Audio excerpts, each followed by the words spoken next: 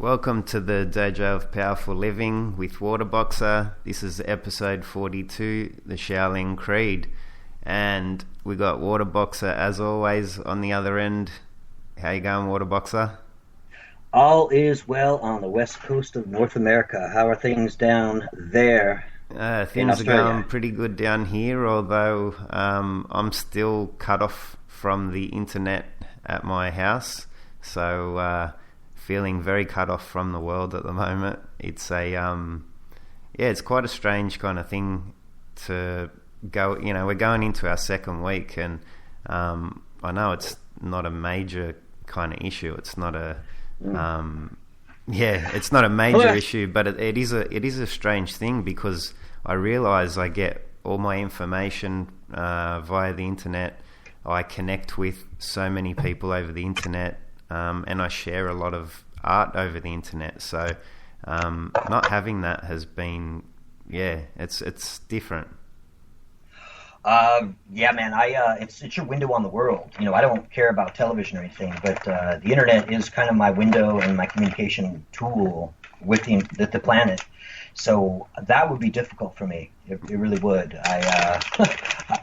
Does your phone have data on it? Because I could definitely see running up a lot of data on my phone. Yeah, and I'm not a mobile person, so I kind of come into this as a computer person. I get on Twitter when I'm sitting at the computer, and I can multitask. I work on multiple screens. It really suits the way I think and work. But sitting there with my head down in a phone is just something I probably actively try and avoid it. It's just not my thing. Yeah. Yeah. I use my phone basically for email and internet. I don't talk that much anymore, but it comes in handy. But not having that info would be a challenge. Yeah. But you'll survive. We survived without lights and machines for, tens of thousands of years. So. Yeah, well, I got it at work. That's where I'm broadcasting from at the moment. But I'm working at work, so it's kind of hard to, I can't fit everything in, and it's just good. It's good to appreciate, exactly like you said, actually appreciating that window to the world and that ability to connect. So I'm pretty sure when we get it switched back on, it's kind of like a refresh, I think. It's not. It won't hurt you. That's one thing for sure. It won't hurt you. But what hurts me is a recent incident that just happened in the United States over the weekend in Orlando, Florida. Some crazy Islamic terrorist that is conflicted about his own sexuality went into a gay bar, and he shot over 100 people and managed to kill 49 so far. And the United States This is a small 9/11. It's the worst terrorist attack since 9/11. Yeah.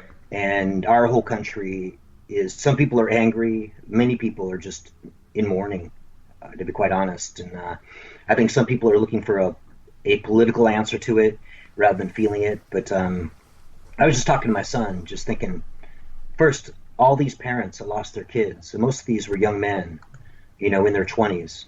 Yeah.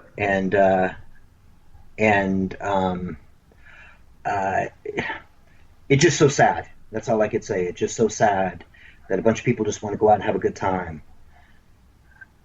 And this can happen. That's all. This can happen. And I don't have much more to say on it other than it's very sad. And I'm personally a little devastated because to think, almost 50 people were killed because of one selfish narcissist with a twisted mind and a hateful religion behind it. It's just very sad here, man. That's why we put the rainbow flag on this week's picture art, to show our solidarity with our friends that are men that don't like women and the women that like women. Yeah. I got, like I said, I have no problem with that. I just want people to be cool and love each other. And for people to be killed for this, and in the context of terrorism, it's just, Sunday and Monday, that's all we've been inundated with. in the United States, just 24/7, Yeah. everywhere, and it's hard to miss. And politicians are trying to give, their arguments. Hillary Clinton thinks if we took away everyone's guns, that's what we need to do. Now, I live in California, where we have the second strictest gun laws in the United States. Since January, we've had nearly 300 murders in just the city of Los Angeles. Not statewide. Statewide, it's close to 1,000. Wow. So that means in our state, you cannot buy guns with large magazines. You cannot buy assault rifles. Okay, Yeah. you just can't. You can on the illegal market. There are plenty. So these do-gooders that think, oh, we just take away these things, they're just going to make more enemies, and they kind of don't understand. Guns are part of American history. They're part of the culture, and you're never going to take it away. So an attack on it, actually, believe it or not, a mass killing leads to better gun sales, especially when they hear rhetoric from the leftists when they talk about taking away weapons. Right. I Gun think you've told stores, me that right? before, yeah. Gun stores right now in California, there's a line outside the door. Okay, there are a line outside the door, people trying to get their guns. So, not me. I'm no gun nut. I don't care about guns. Do you know what I mean? I care about them as much as I do hammers. Yeah. It's just a tool, like some pliers or a hammer or a saw.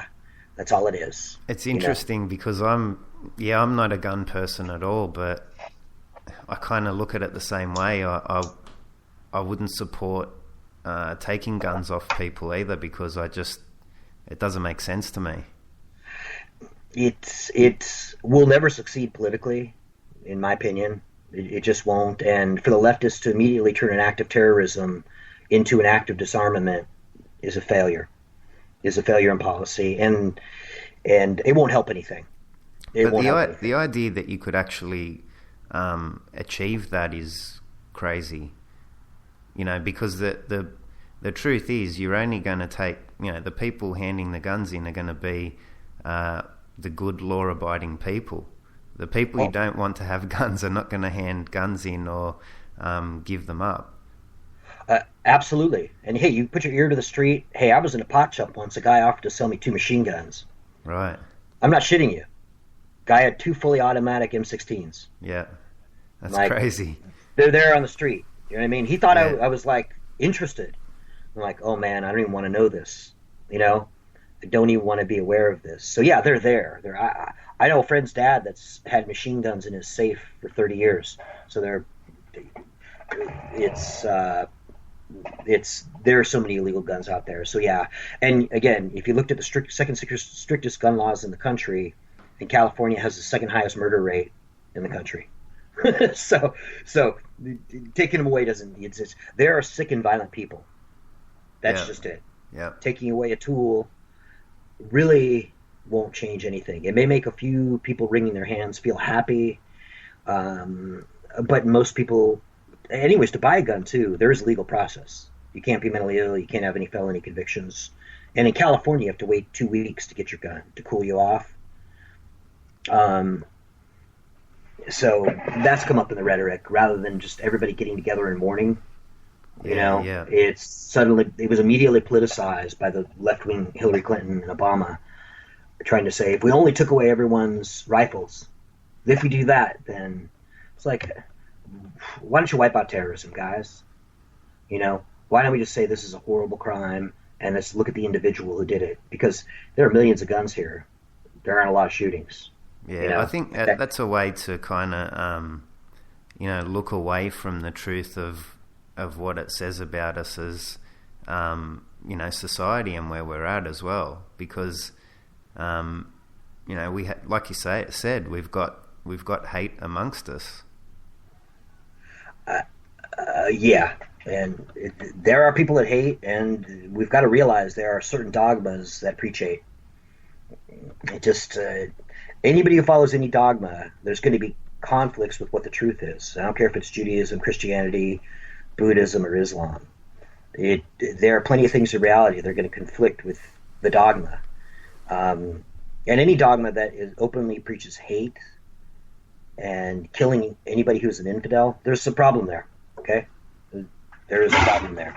And we were talking just before, like I was giving you an example of, all different religions kind of practicing different, what you would call hate. You'd have to call it hate.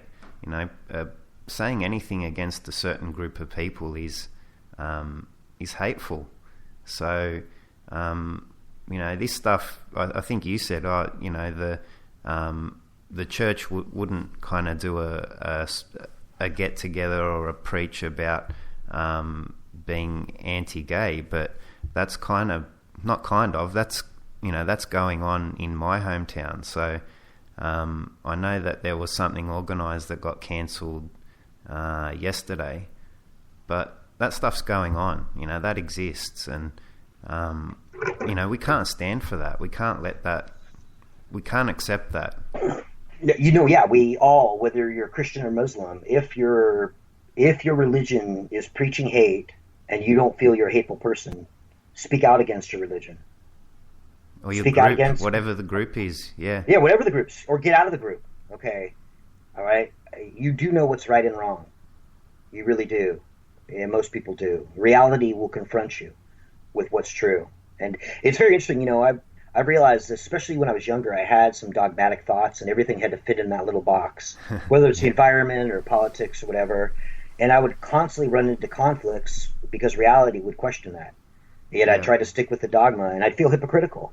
And I realized just getting rid of all dogma, and just trying to see it how it is, using wisdom and stuff to weigh the merits of it is best. But, and let me tell you, having read the Quran back in college, some of the things I like about Islam is discipline. Okay, it's a very good thing. Dedicating time for non-material things every day isn't such a bad thing. Yeah, totally. Not consuming alcohol and swine; those aren't bad things in my book. And I like discipline, and I like disciplined people, so I don't have any problem with that. It's all the other nonsense that comes along with it, It's this isn't an anti-religion podcast as much as it's an anti-dogma one, because if you get stuck to any dogma as much as you believe it, it's going to blow up in your face. It'll be the rude awakening of the truth. And because just for the just for the kind of balance of argument, you could argue as well that people are caught up in political dogmas that are just as hateful and destructive. So, it's not a religious thing. I think I said on a previous show, like groups are dangerous. Groups are dangerous, and it's easy for them all to believe collectively rather than just analyze things. Well, wait a minute, this doesn't seem right. Or listen, right in our country, the left right now wants to call this killing, this is all about guns and hating gay people, whereas the right want to say this is all about Islamic terrorism. Well, in fact, it's about both things. Yeah. So let's just be real first, okay? This is a self-loathing, latent homosexual who has been indoctrinated by Islam. His father has openly spoken against gay people. He was raised in that household. You put all that together, and you give him this pathway of salvation through Islamic terrorism, he's got his perfect out. So, and it's one of those things, as I said time and time again, forget religion, forget race. It's the parents, okay? It's how you parent your kid, all right? With the exception of mental illness like schizophrenia, which is organic, can't do anything about.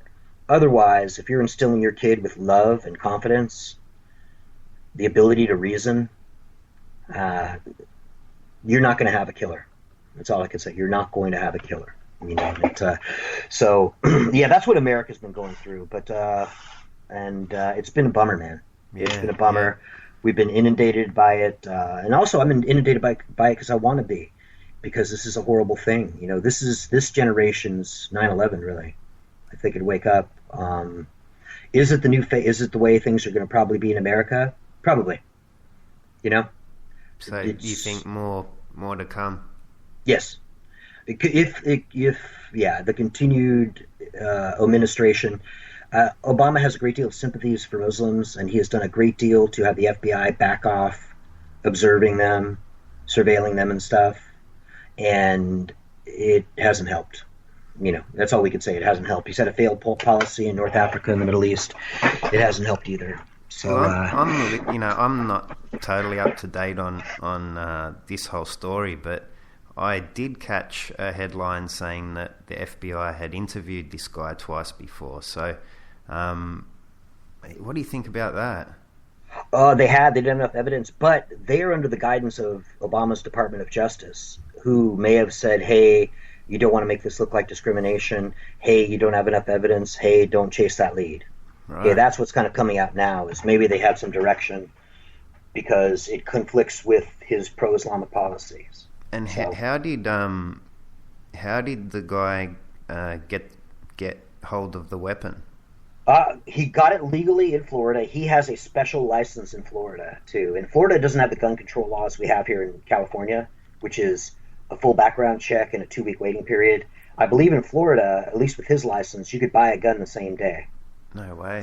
So he bought the gun and the ammunition just days before he killed these people. And apparently what has come out today is that his wife had full knowledge of this. She went to the club with him. She went to buy the weapons with him. So just moments ago, I tweeted that she is now going to be indicted for 49 counts of murder. So, yeah, it's heavy stuff, though. So, yeah. And I always, it's a shame. What's really a shame, too, is all these episodes of DopLiving, I think 3 or 4 of them have been around terrorism and mass killings. Yeah. And this is the world our kids are going to be raised into. But we've got to talk about it, it's happening. Yeah, and I think if again, break any dogma, okay? Break dogma, break it because it will break you. And that's just my thoughts on it. But yeah, man, there's not a lot other to say than we're devastated. Hey, I got no problem with gay people. I think it's really, they're, in my experience, I've worked with them. I've gone to school with them. Never a bad trip, man. Do you know what I mean? Always cool to me. My mom's best friend is a lesbian. She's been married to the same woman 30 plus years. I went to their wedding when I was young. It's very okay and normal, just like the sky is blue. Yeah. Look, to me, if you're not hurting anyone and you're not forcing anyone to do anything, then pretty much whatever you do is your private business. I don't really care. As long as it doesn't involve a minor or an animal, I got no problem. That's really my rules. You know what I mean? If 2 adults want to do something, or 1 adult wants to do something by himself, God bless you. Go live a happy life. It's not until you force someone, you involve a child or an animal, we've got real problems in my book, and you need to be eliminated, as we Americans like to say. So, all right, let's kind of change the subject. Let's move on to something else. So, what have you been up to? Just running and cycling every other day, just going back and forth. It's, believe it or not, it's still been cool in the mornings here and overcast, so I'm not going in the ocean. I'm waiting for it to warm up. It's the first day of summer is the 21st, so I know it's right around the corner. I'm in shape for it. I've been, the last 34 days or so, I've been on a pretty, not strict, but clean diet. Yeah. Last night I broke it for the first day. I think I was just feeling emotionally exhausted from all this murder, and people should know, if you're on a diet, it's okay to break it as long as you go back. Just break it for a day and don't go too crazy, and it'll come back to you. But it felt good to break it a little bit. Nice. And so you haven't had quite the warm up yet that you're waiting for. I think we're going to have an amazing July, August, September. And if you live in the beach in Southern California, you may go through a few summers where it's overcast until the middle of July. Right. everyone thinks it's on TV, it's sunny all the time. Well, no, not always. And on the coast, we're definitely cloudy in the morning. So it's you got to get used to it. And I'm used to it. I know it's going to burn off soon. And, I've done enough trigger time on the board where I don't, and there was a day, just like when you started your jiu-jitsu or whatever, where you'd go every day, rain or shine, no matter how you felt. Yep. Hurt or not. I approach this just like I do other sports. I would do it the same way until I've got enough thousands of hours in where I figure, you know what, I could wait till a good day. Yeah. I really feel like it. And I'm confident enough to say, I'll wait for a good day. I can wait, and I'd rather really enjoy myself than just suffer through cold, if you know what I mean. Totally. And when I go to the beach, often my wife goes with me. She'll sit on the beach and she'll run, and she doesn't want to run in drizzly, foggy weather. It's no fun. It's no fun. So that's what I'm up to. You still go down and get some ocean air in even on those days, though, don't you?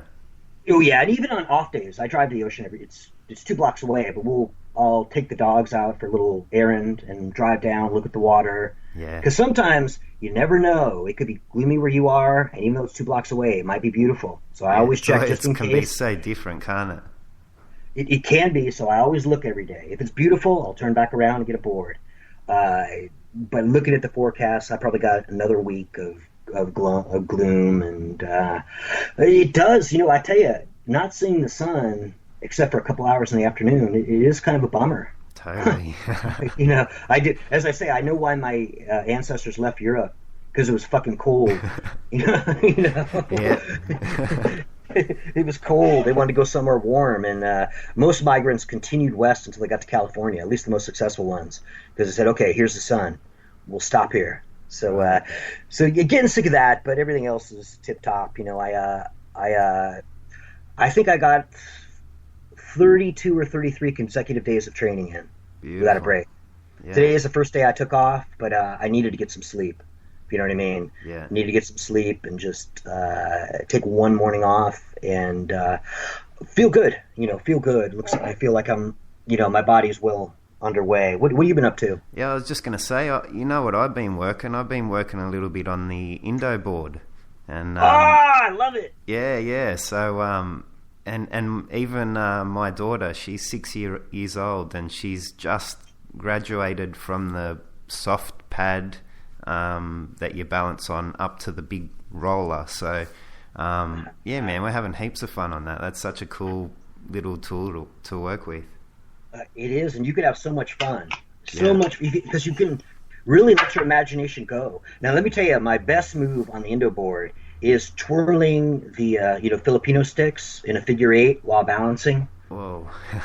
It's totally doable. I mean, the Georgette who runs that company, I'm friends with her on Twitter. Yeah. She's asked me to photograph it or videotape it. I just said, no, it's not, you know what I mean? I don't want to be in front of the camera that way, but I'd rather take someone else's picture doing it. But it is fun. Now try when you get on there too. Try to throw a 1-2-3, a left right hook, and see how each movement throws you off balance and how you have to compensate. Yeah. So fun. Or just sink down really low, or hop up and down on it. Right. Super fun. Hop up and down and try to catch it and land right. Just like you do on a board. Sometimes you have to pump the board. Yeah. Push on it. Just jump, bump up, then jump off and land. And when you make a few lands, it's so fun. Because I've been really digging kind of working the balance and moving, the board off the center balance, but working my weight off to the side to counterbalance. So, just working through that stuff gives you such a better understanding of feeling balance and how to counterbalance. And, balance is a feeling. So, yeah, man, so much fun. So much fun. Hey, everybody on the internet asks, what should I do for balance? I want to surf, and I want to skateboard. I want to do this. I say, well, best tool to get, in my opinion, even for martial arts, too. You can never have too much balance in fighting. It's a great tool. It's not too much money. And it's up to your imagination what you can and cannot do. Yeah. So there is no one Indo board workout. It just get on it and do something. And then make it cool, I follow them on Instagram. They follow me too. Now I've watched some of these people who do some still photo tricks on their Indo board. Yeah. Yes, one thing, a still photo, just like a still photo of a guy skateboarding or a guy surfing, you don't know what happened the second after that. They could have been a total wipeout, right? Yeah. So when I see still photos, when I see any photo, I'm skeptical. But when I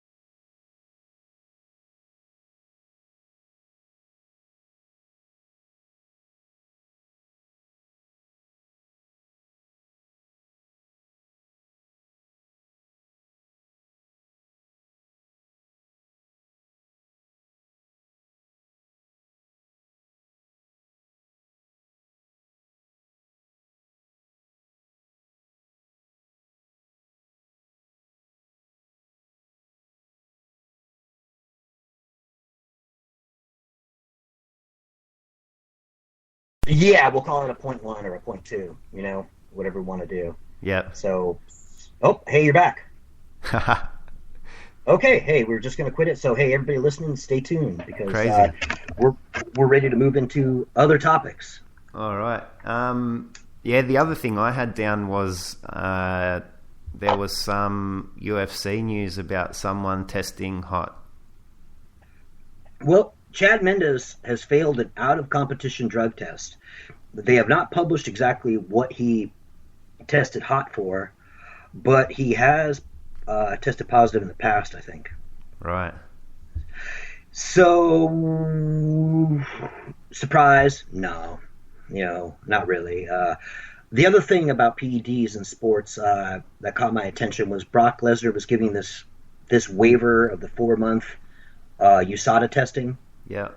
So you'd be able to start right in it now. Some people have argued, well, it doesn't mean anything because he's going to get the full battery of tests, right, that anyone would get. My two answers to that are, one, that allows him time. He could have just done a cycle for 9 months and he could be going off it. People have to realize that people who do steroid cycles go off and on, off and on. So he could definitely safely do 3 months off. And if he wisely did things that aren't long lasting as far as half-lives, he would be fine testing his first day of testing. Right. But what people don't know is the blood passport. Now, the blood passport is USADA and WADA uses this. And what it does is give kind of, every time they're testing for PEDs, they're also using this blood passport to set first a range of what their normal levels are, right? To see if there's any sudden spikes in any of the things they're measuring. So if you and I started, we said we had the full protocol you're supposed to have 4 months before competition, you're supposed to be tested or something. They would get a baseline on our biological passport is what's really called, or blood passport. They would get an idea of where our normal ranges are. Right. If there were any spikes in our biological passport in the coming weeks or months before we did our competition, that would be an indicator that we had probably done something, even if it doesn't show up on the tests. And they would do more thorough tests and probably retest the person, right? So if I was to get my passport baseline levels done while my levels were artificially high, meaning I was on something, I could. There'd be a way to go in at higher levels, right? You would be able to microdose, okay? Like, let's just say there's testosterone propionate. It's the the shortest acting testosterone. It's more in a water than a oil. It goes in and out of your body very quickly. So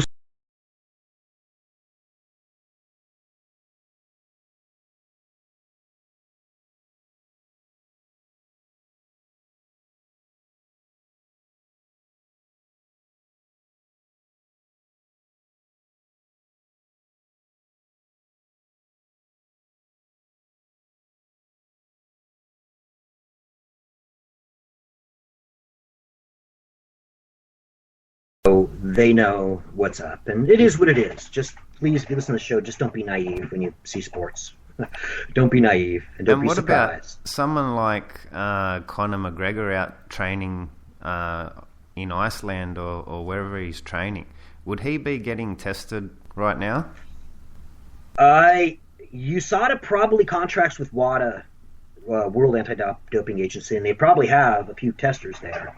But if, one of the things I'll tell you that Lance Armstrong did when he was training for one of the Tour de France's, he found a remote place in Africa that was so far away at a house, dozens of miles from any road, where no one could find them.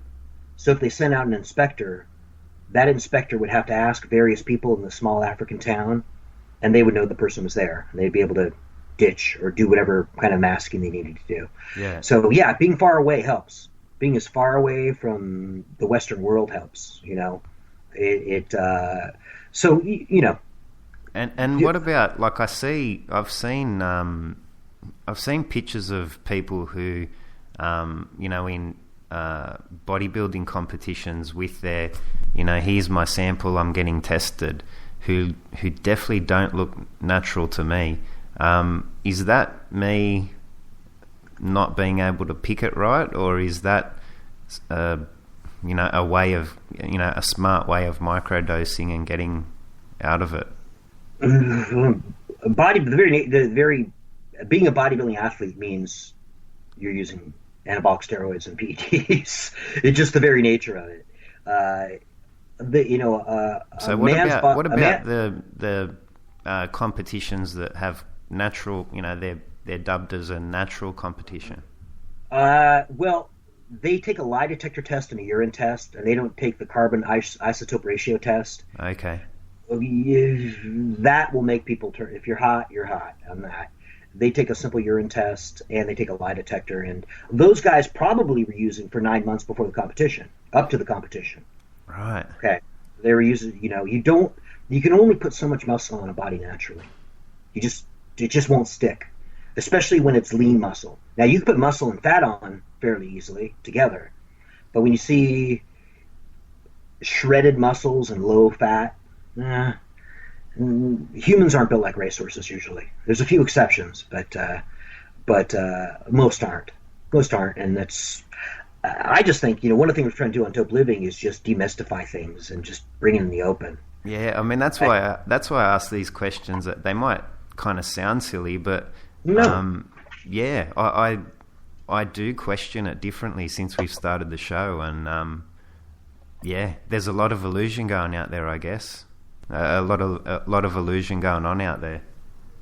And I just look at I don't care about people saying cheating or they'll hurt their health. I don't care anything about that. I really think the most damage could come to young men and women, because what a lot of women don't know is a lot of their favorite female athletes, whether they're playing tennis or they're in MMA or in other high-level competition sports that involves speed and strength, they're creating a false body image for young men and young women. Yes. You could look like this. You could, and it's like, no, really, I look at Marion Jones. She had this the U.S. track athlete. She passed every single WADA test. So did Lance Armstrong. Passed them all. Okay. It's the unrealistic physiques, especially for men. I could speak on when you. Yeah, it's very easy. Not only are they influencing young people in that way, but they are then using that influence, I would say, in the majority of cases, to sell them stuff, and to sell them stuff they don't need. Look at every single bodybuilding protein ad, and there's a guy that's juiced to the gills. Okay, they're implying that if you eat this powder, which is just protein you could get elsewhere, you know what I mean, from real food, if you buy this, this is going to happen. Okay, that's the implication. That's the implication, and I think our society is so sexist when it comes to men's issues, and they're so pro women on this, and they don't really think about that kind of pressure on a young man. Is this what I'm supposed to be? I'm inadequate, and no one's sitting them down and saying, listen, like I sat my son down, listen, these guys are juiced to the gills, man. Okay, this isn't real and it's not healthy. Yeah, and it's not realistic. It's I think that's really important to stress. All the other stuff, listen, people when they compete, they will use every edge possible. Okay, 100%. Some people, yeah. So 100%. If and I think there's a part of me that's not that competitive. You know what I mean? In the sense that winning isn't that important to me. Probably doing is more important. That's more my nature. But for these people who are competing for, in many cases, not very much money, they will take any advantage. A race car driver will. A soccer player will. A politician will. Any unfair advantage they could take and not get caught for, they'll do. Yeah. Well, even it came out today that FIFA, when they were doing I think it might have been UEFA, but while they were doing the draws for the European club competitions, they used to draw the teams and work out who's going to play each other. They used these circle soccer balls that they put in a glass bowl, and then they pull them out and draw the teams against each other. And stories come out today that they froze or refrigerated certain balls so that they'd know who to pick up and rig the teams. So so people are looking for advantage in all different levels. Is that human nature? Maybe. Is that human nature? Yeah. Again, in America, I always see people just want to call the athletes that do it, oh, he's a cheater, he's a snake, and they're not really thinking about, this is just a human being, and competitive human beings want advantages, and and that's part of the game. Do I think now that they have USADA testing, is the UFC clean? Absolutely not. Okay, because the examples I give are Marion Jones and Lance Armstrong. Okay, they beat every single test. We're talking about more than 1,000 tests in total in their career. Beat every test. Does it change your perception of them though? Because I mean, I know for me, and I'm pretty sure for you, we view athletes and our own mentality towards that type of thing as kind of like a warrior's approach, and you want to respect that person as a warrior. But when you find out that there's been all this stuff going on, does that change your perception? No, not really, because I've kind of known since the 80s what goes on in these competitions. Do you know what I mean? It doesn't change my perceptions of them as individuals. Like in Armstrong's case, everybody who knew anything about endurance sports knew what was up. Yeah. It was just common knowledge, at least if you read a little bit or you pay attention to the gossip. I just think they all do it, and once they have a new set of testing, they find another way to enhance themselves. Now what's big and they can't test for is all these research chemicals, right? They're called research chemicals. There's all these variations of growth hormone and all these other amino acids and other things that are coming from China. They're very cheap, and they could beat a test. Right. That's all I could say. Look up research chemicals, PEDs, and you'll see a whole list of things out there that for many of those things, they are not on any test. They can't be found in any test. Because so there's a way around it. We could get to a day where science can break down the amino acids and micronutrients right down to the point where you maybe can take a tablet that gives you perfect everything. Yeah, I think it's that or something to do in genetic code. You know what I mean? I wouldn't be surprised if in 20 years there are super babies born. Where they've taken two parents of great genetics and they've augmented those genes to make. Do I think that's good? Probably not. Do I think it's going to happen? Yeah. I think there'll be plenty of wealthy people that want to have blue-eyed babies. Yeah. Yet both parents have brown eyes. Yeah. So yet again, we find ourselves looking, talking about a future that looks a bit like transmetropolitan. Very close, man. Very, very close. I could definitely see a lot of engineered beings, for sure. Engineered people, and probably the wealthy people have the best engineered kids at first. And I don't know if that's good. I know right now in America, the wealthy all have plastic surgery and all looks like shit to me. Okay, so changing or augmenting yourself, isn't always the best thing in my opinion. It doesn't necessarily make you prettier.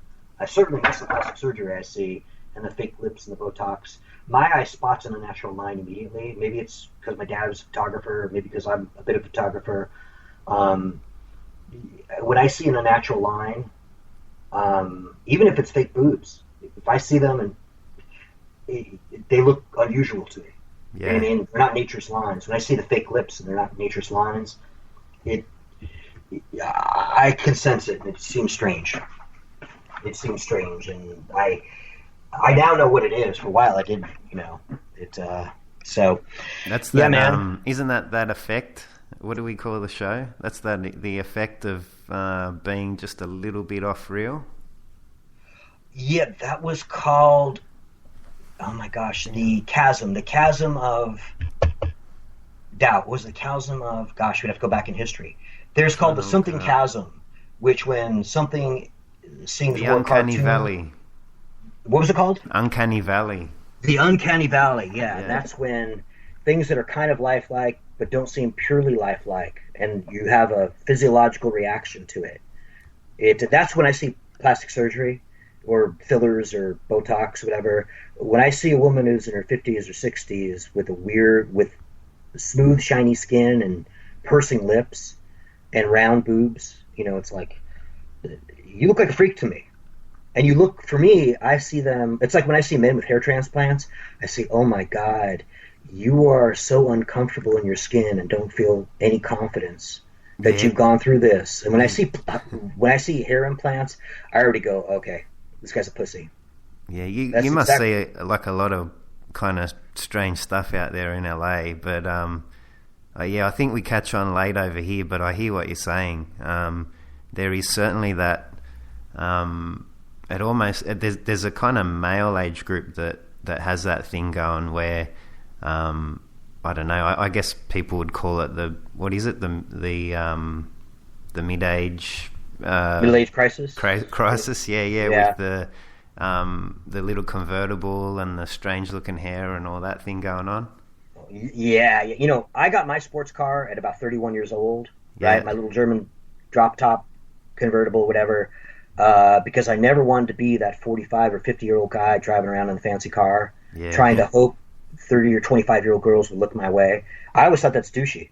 I really do. That's a douchebag, the stereotype LA, and stereotype LA dickhead. And when I see that, it's like, well, what women see, they may see the car and then might turn their head, then they look and it's a bald dude or a dude with, bad hair transplants and Botox in his face. And I've got a friend of mine who, both his folks got face plant, or what do they call it? They got their faces done. So the surprise look. Yeah, they both got that, and he's planning on doing it. He's already got hair transplants, and I said, he says, but it'll make you younger. And I said,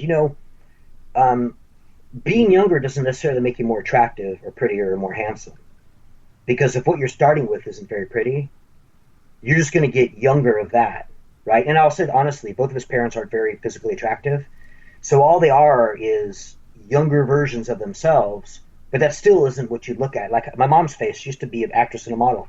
She's old now, hasn't a stitch done on her face. She still has that structure of a beautiful face. Yeah. So these ugly people think, now we got some money, we're gonna be players. And it's like, well, it's the same old ugly kisser, but it's younger. It's a younger version of that. But to me too, like psychologically and knowing who you are, like if whatever you can call it ugly or whatever, Own it. It's yours. Be that. You know what? Exactly. If you go bald, like Joe Rogan went prematurely bald. He got hair transplants. He had them for the longest time. It's one of the things that kept him from shaving his head was the scars in the back of his head. Right. From when they do hair transplants, they cut out like this huge square of flesh from the back of your head and sew it up, and then they surgically implant them into your head, and they look weird. Yeah, 100% they look. Because also too, the hair on the back of my head, and most men and women I know, the hair on the back of your head isn't the same as the hair on the top of your head. It's different, yeah. It's totally different, and it's going to grow different directions, and it's going to be a different color. So it always looks weird. It always looks weird, and own it. If you're confident, confidence is. If you're a single man out there, if you're just confident, that will work. Confidence will work better than anything. Okay, not being full of bullshit, just being confident in your own skin. That is very powerful and attractive. I've realized that's more attractive than money or a sports car. Yeah, I think the difference is the confidence you've got to earn. The sports car you can rock up and buy. Just like the facelift and the hair transplants. Oh, we can buy this. I can't earn it, And but I always think too, there's some serious self-loathing because you and I have had surgeries where you go under anesthetic. That's very serious. There's a possibility of dying. To choose that, and to make that elective, to go through anesthetic and then the healing process and the pain. In the end, oh look, I'm going to have these big boobs, or I'm going to have this fake hair on my head, or I'm going to have this tighter face. Not a pretty face. You're just going to have a tighter face. And it's for me, it's harder on men. When I could be more critical of men too. Unless you're in front of the camera and that's your livelihood, I don't. I think you give that money to charity and you'd be a better person. That's what I think, man. Yeah, I'm with it. I mean, to choose to go under the knife, I don't know. Yeah, I'm with you. I'd never choose that. Yeah, and I don't watch a lot of TV, but I have flicked through it recently, and I've noticed there's a lot of plastic faces, and I do think that is creating a reality for young women and young men of what is normal. Yeah. And human faces move, lips move, they express, foreheads move. Okay, and I do think that could be harming young people personally. Well, I really do. I know. I got friends and family with a lot of connections to Lebanon, and I know I've been told by multiple people that there's quite a phenomenon going on over there where, cheap and very available plastic surgery is like just become a complete norm amongst young people. And probably it nose sounds jobs, like I suspect. Yeah, it sounds like that. I think lips, nose. I don't know. This is all kind of hearsay from other people, but like I said, multiple people saying the same type of thing, and I imagine that's just one of many places with cheap I know surgery available. In Iran, the nose job is the number one surgery for people under 25, and it's so popular that kids that didn't get nose jobs will wear bandages on their nose when they go out socially to look as if they got a nose job. Wow. Yeah. And you probably know in Asia, the number one plastic surgery in Asia is the eyelid surgery. Right. That looks strange to me, having been around a lot of Asian folks. When I see the eyelid surgery, the overly exaggerated eyes, personally, I like Asian eyes when they come, right? Yeah. So that's fine. I'm fine with that. But when they get that is the number one surgery there, and it looks weird to me. Right. It looks weird, and I'm sure you've seen those in Korea. They're almost like mass-producing women with the same nose, the same eyes, and the same chin. It's where they all start to look more alike than different. And what I think makes humans interesting and human is the nuances of difference. Shit, yeah. Right? Yeah. Hey, one time I was in a Taibo class led by Billy Blanks back in the day, and it was just before I moved down to the beach.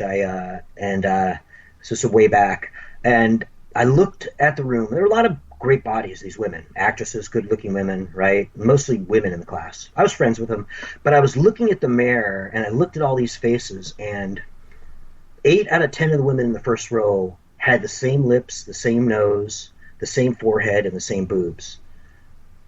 I mean, I saw this and said, I've got to move. Like, I really mean that, because they didn't realize they were all trying to look like each other, and they lost their uniqueness.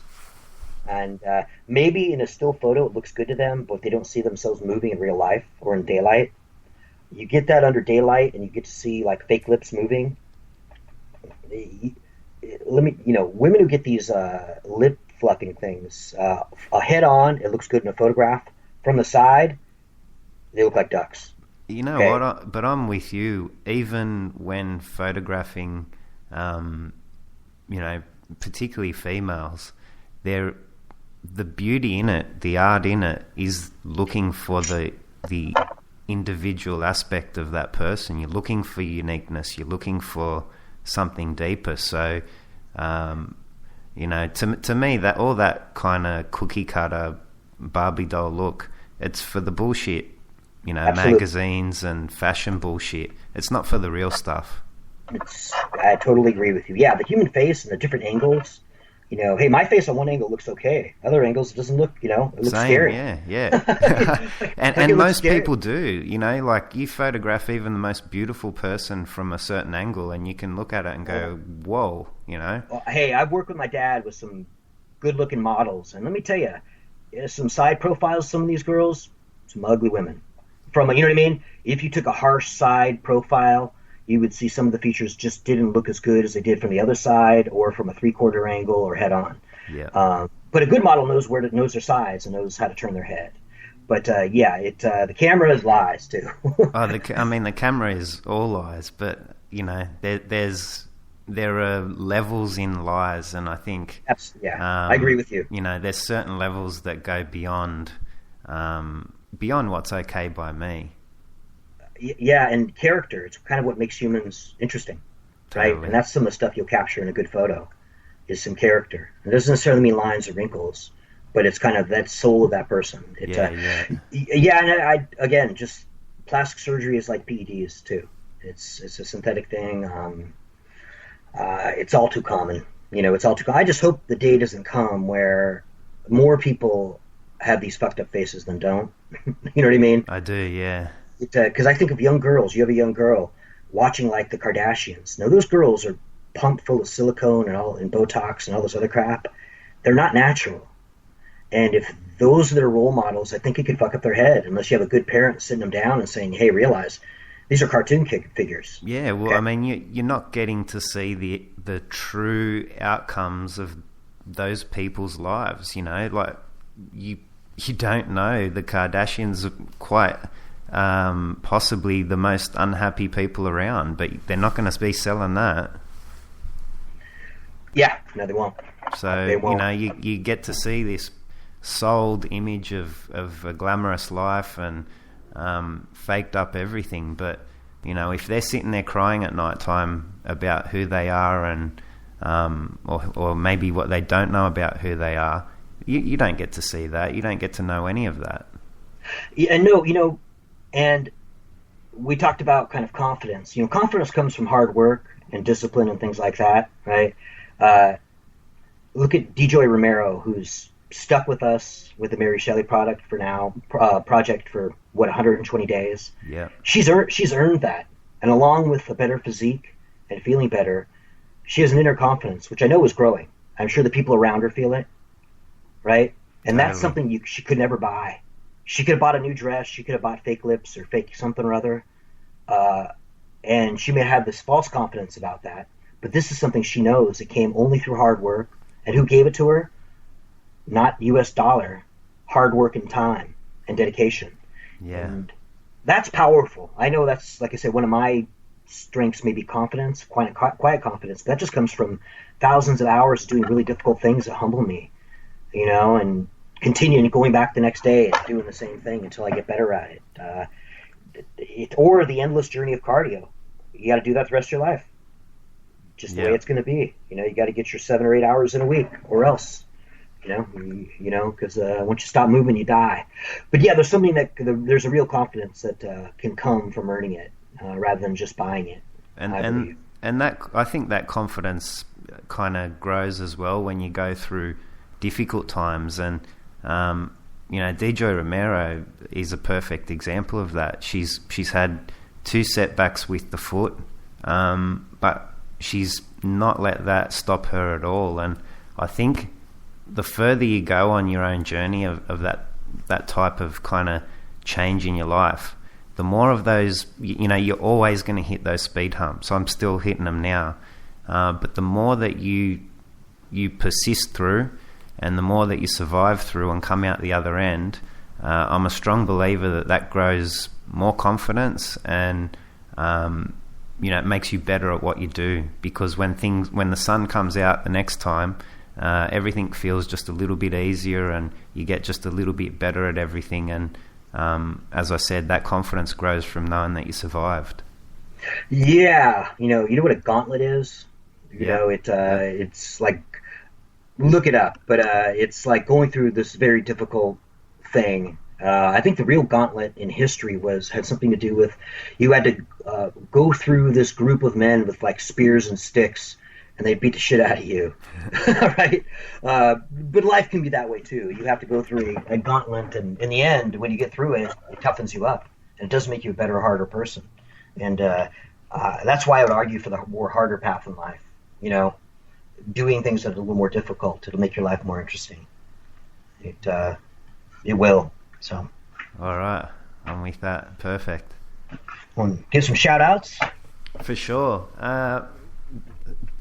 Specifically wanted to shout out the Talk to Cleo podcast that's just been released with Joe Kenyon. And Joe's over at Fizz Button, New Jersey.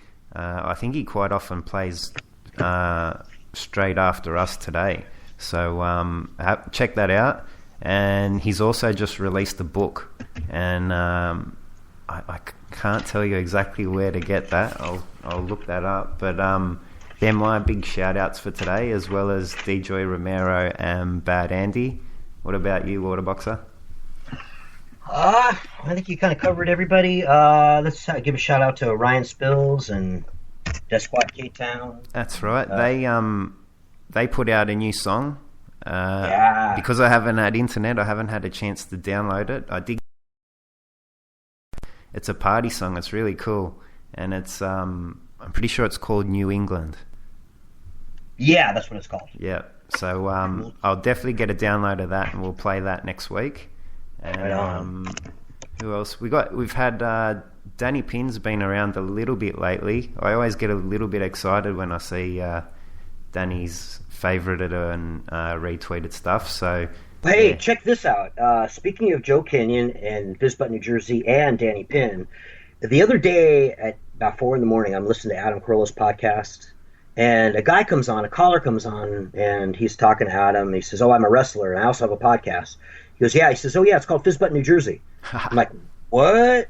So apparently, Fizz Button, this is a fact, Fizz Button got a shout out on Adam Carolla's show, and Joe's partner on his show was the guest caller on Adam Carolla, and he gave Fizz Button a shout out. So that's a shout out for everybody in the Fizz community, as far as I'm concerned. That's gold.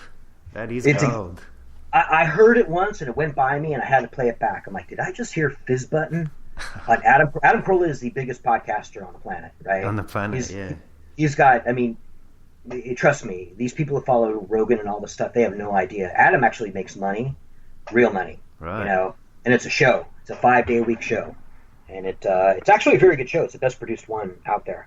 But yeah, to be on at least America's biggest podcast and give Fizz Button a shout out, that's a beautiful thing, man. That is, and all started with, just an idea, an idea that was cooked up and spread amongst friends, and it still continues, which is a very beautiful thing.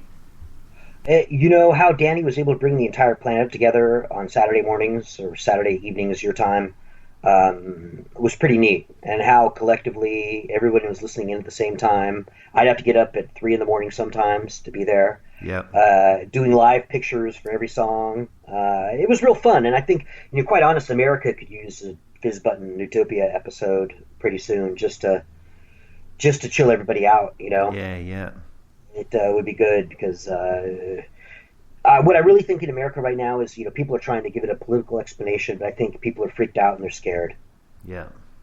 That's just it. They're freaked out and scared, and it's really hard to for most people to emotionally kind of digest that. So it's much easier to intellectualize in some sort of political argument or what have you, rather than just say this is just horrible and that could have been my kid. And if any Americans out there listening to this, just think about that, And it's okay to be very sad and not have a political explanation for it, because I don't want to say all life is full of violence, but there is some occasionally, but these are the exceptions. Yeah. All right. I think we've hit the hour mark, so we'll call it a day. Right on. All right, and just some quick late shout-outs to Matt in Winnipeg. Appreciate you listening, mate. And there was one more. Man, I'm not real good at shout-outs. Of course, Ange, Miss Bizzle. Yeah. So, thanks for all your support, guys. I really appreciate you listening. And a shout-out to Biff and Talia Sweetwater out there in New Zealand. Yes. They're back in England. I don't know where in England, but they're back in England. So very glad to hear that they're back there safe, and hope they're doing good. And I think at least through Twitter, Biff said he's got some observations about the Kiwis that and they're not all glowing. Yeah, well, coming from an Aussie, I'm happy to support that. So he's going to cover that on his next podcast, Spreading the Word. Awesome. With Water. And, right on, man. Who else is it? And Rain Man. I haven't heard from Rain Man in a while. So I think I think he's busy. Sometimes work gets in the way. Yeah, you know what I mean? I think his cat was sick.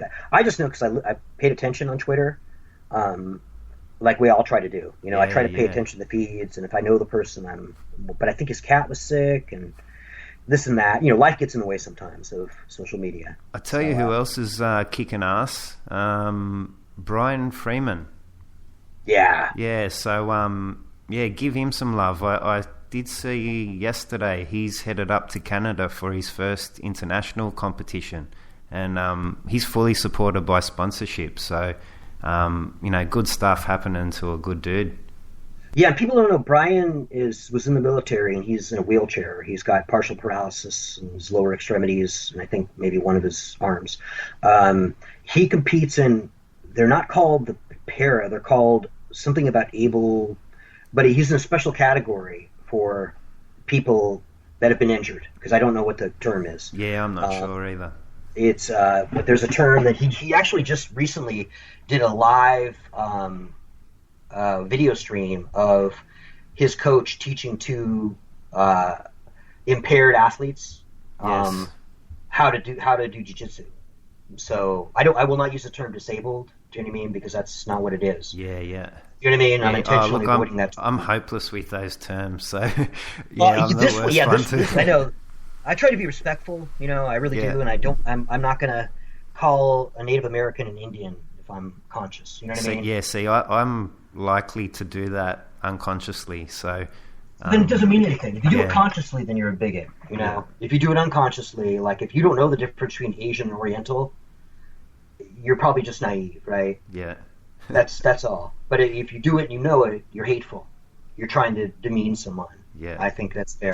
In this case, I just don't know what they call it. But yeah, Brian spends a lot of his life in a wheelchair, but he is competing now all over the world. Yeah. In jiu-jitsu. He's spending lots of his time on the mats, and man, he's fought a lot of a lot of able-bodied people as well. So man, he's no bullshit. So lots of respect from here, and like I said, I'm sure he'd appreciate any support. Absolutely. He's on Twitter at Wheelchair Jitsu. Yeah, Wheelchair Jitsu, that's it. Good guy. He's also on Facebook too. Also on Instagram. Even if you're not his friend, just follow him for the support. He and also too, sponsors out there, you're probably not listening, think about sponsoring him. Okay, he could use it, and it's for a good cause. For sure. All right. Until next week, Waterboxer. You have a good one, mate. Right on. Peace. All right. See yous. Thanks for listening. Bye-bye. Get up! Get up! Let them know you're still with them, no matter what happened. Put your goddamn hands together for public enemy number one. That's the way we gonna do it. That's the way we gonna get through We it. the people, can we get together? Can we get together? We the people. See the people, are they free and equal? Can we get from me to we my people? Don't you know? Here we come from another time. We be family, type of rhyme. Public enemy, might disagree. The deaf can't hear it, the blind can't see. Dumb is relative, blind can't see. We're all relatives, human family. No INT,